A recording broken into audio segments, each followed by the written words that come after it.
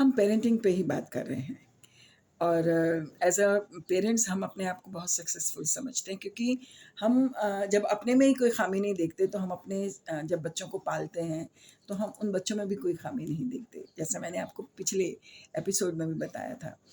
और हम सोचते हैं कि हम अगर अपने आप को फेलियर बोलेंगे तो हम अपने बच्चे को फेलियर बोलेंगे तो हमारा फेलियर है, और जो हम एक्सेप्ट नहीं करते बिकॉज़ एक्सेप्टेंस तो हमारे अंदर है ही नहीं ना।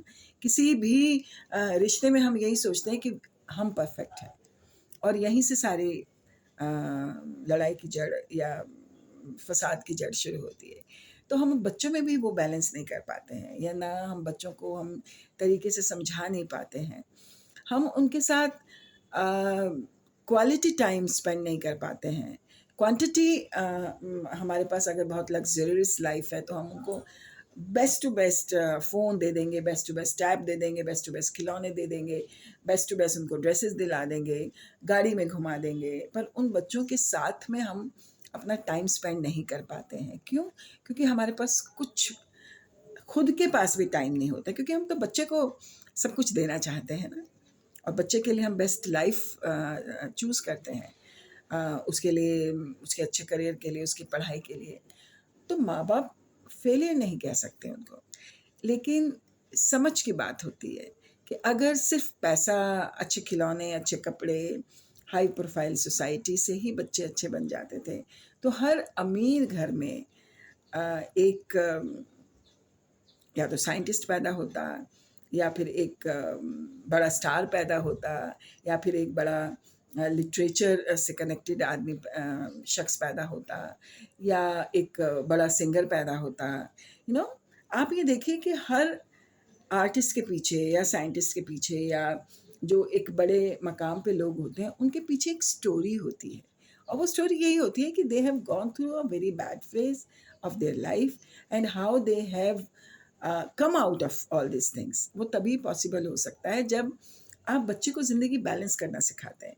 अगर बच्चे को आप सब कुछ दे रहे हैं तो वो बच्चा आपको रिटर्न में कुछ नहीं दे पाता है, क्योंकि वो ना तो वो मेहनत कर पाता है, ना वो उसमें वो डेडिकेशन होती है, ना उसमें वो कमिटमेंट होता है, बिकॉज़ उसको सब चीज़ें बहुत ईज़ी मिल जाती हैं।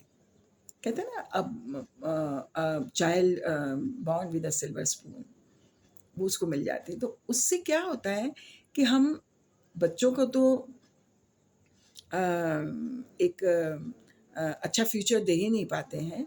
क्यों? क्योंकि हमें पता ही नहीं होता अच्छा फ्यूचर क्या होता है। हमें तो वही अच्छा फ्यूचर लगता है कि भई इसको हम सब ज़िंदगी के आसाइशें दे रहे हैं, और बच्चे को भी ये लगता है कि आई एम गेटिंग एवरीथिंग। पर जब वो बड़ा होता है, समाज में जाता है, लोगों से कनेक्टिविटी होती है उसको, तो वो अपने आप को अलग महसूस करता है। एक अलग उसका अपने आप को वो लोगों की भीड़ से अलग फ़ील करता है, क्योंकि वो उस माहौल में अपने आप को एडजस्ट नहीं कर पाता। उसको तो हर चीज़ इंडिविजुअली इतनी हाई प्रोफ़ाइल मिल जाती है कि उसे पता ही नहीं होता है कि कमाना क्या होता है, गेन करना क्या होता है, कॉम्पिटिशन क्या होता है, रिजेक्शंस क्या होते हैं, और एक्सेप्टेंस क्या होता है। ये सब चीज़ें उसे पता ही नहीं होती हैं। तो ये क्या हम माँ-बाप का फेलियर नहीं है? बिल्कुल है, लेकिन हम एज़ अ पेरेंट्स उस फेलियर को नहीं समझते हैं। पता है बच्चों के पीछे क्या लॉजिक होता है पेरेंट्स का, कि जो हमें नहीं मिला वो हम अपने बच्चों को दे रहे हैं। अरे आपको नहीं मिला तो आप इस लायक हुए हो कि आप अपने बच्चे को वो सब दे रहे हो, पर आप अपने बच्चे को भी तो उस लायक बनाइए कि वो अपने बच्चे को वो सब दे सके। वक़्त एक जैसा कभी भी नहीं रहता है। आज आपके पास सब कुछ है, कल हो सकता है नहीं हो। तो वो बच्चे को तो किसी चीज़ की आदत ही नहीं है। बच्चों को आप सब कुछ दीजिए, अच्छा टाइम भी दीजिए, उसकी अच्छी परवरिश कीजिए, उसकी ख्वाहिशें भी पूरी कीजिए, लेकिन लाइन भी ड्रॉ कीजिए कि उसको कितना देना है, किस उम्र में देना है, कब देना है, कि वो उसे सँभाल सके, वो उसकी कद्र कर सके।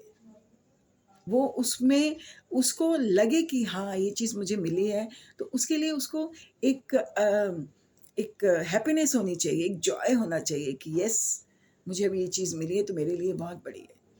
आप उसको सब कुछ दे जाते हैं तो उसके लिए वैल्यू ख़त्म हो जाती है, और यहीं से उसका अ क्या बोलना चाहिए उसको, कि यहीं से उसको वो लगता है कि लाइफ की उसको वैल्यू नहीं होती है, उसको लोगों की वैल्यू नहीं होती है, उसको सिर्फ अपनी वैल्यू होती है, और अपनी भी वैल्यू नहीं होती है क्योंकि उसे पता ही नहीं होता कि वो इंडिविजुअली एक्चुअली है क्या, उसकी पर्सनालिटी क्या है, उसमें क्या टैलेंट्स हैं, वो क्या कर सकता है, वो अपनी दुनिया फतेह कर सकता है, अपनी दुनिया बना सकता है। बड़े बड़े जो फिलोसोफर हुए हैं दुनिया में, अगर उनको सब चीज़ें इजीली मिल जाती थी तो वो आज वो नहीं होते जो वो हैं या वो जो थे। पर ये समझ हम being a parent being a parent हमको भी नहीं है। It's a very delicate delicate मसला होता है, बहुत डेलिकेट चीज़ होती है जो हम खुद भी नहीं समझ पाते हैं बीइंग अ पेरेंट, क्योंकि हमारे पेरेंट्स ने हमें वो परवरिश नहीं दी होती, उन्होंने सही और गलत की हमें पहचान नहीं दी होती है, तो हमारा स्ट्रगल में टाइम गुजरता है बिकॉज उनका स्ट्रगल में टाइम होता है। स्ट्रगल चाहे आप सिल्वर स्पून लेके पैदा हो तो भी है, या आप गुर्बत में पैदा हो तो भी है, स्ट्रगल स्ट्रगल है। सबके स्ट्रगल्स अपने अपने अलग अलग होते हैं, कोई बगैर स्ट्रगल के ज़िंदगी नहीं जीता है। तो ये हमें अपने बच्चों को बताना पड़ता है, उन्हें समझाना पड़ता है, और उनको उस एज में बताना पड़ता है जब वो समझदार हों। अब आप देखिए सोशल मीडिया पे बच्चों को सब कुछ अवेलेबल है ना? उनके लिए सारी चीज़ें अवेलेबल हैं। हमें कुछ चीज़ें नहीं पता जो उन्हें पता होती हैं, पर उन चीज़ों के अच्छे और बुरे रिज़ल्ट्स उनको नहीं पता होते हैं, जो हमें पता होते हैं। लेकिन हमारे बच्चे हमारी सुनते ही नहीं, क्योंकि उनको ये लगता है कि माँ आपको तो पता ही नहीं है, बाबा आपको तो पता ही नहीं है कि क्या चीज़ चल रही है, कैसे एडवांस टेक्नीक है, कैसा कुछ है। तो हम अपने बच्चों के ही दुश्मन हो जाते हैं। सोचिएगा ज़रूर, सोचने वाली बात है ये।